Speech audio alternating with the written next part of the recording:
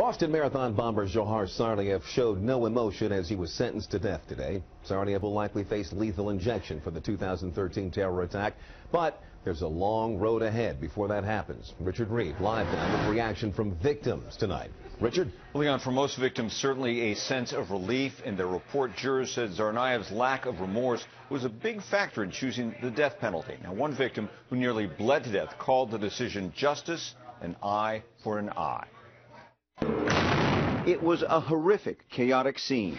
Multiple people down here. It left 3 dead and more than 260 injured. I regretted that I didn't run it, and then I heard the bombs go out. Now, exactly 2 years and 1 month later, it feels like we can take a breath. A death sentence for convicted Boston Marathon bomber Johar Tsarnaev. The families and the 2 victims can really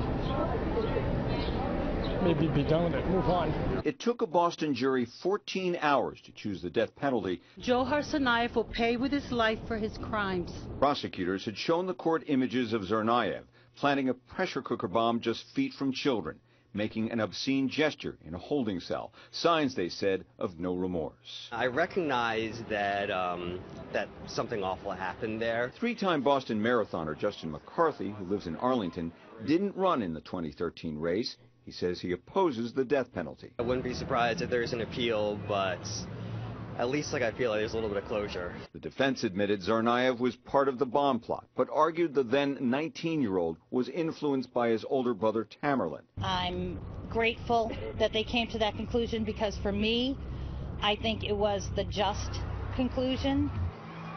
Now, during sentencing, Tsarnaev stood with his hands folded, his head slightly bowed. His attorneys left court without comment.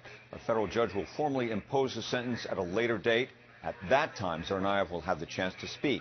Now, he is to be executed by lethal injection, but first, there will likely be years of appeals.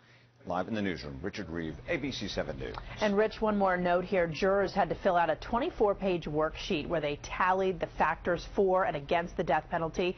Massachusetts is a liberal state that has largely been considered anti-death penalty. In fact, it hasn't executed anyone since 1947.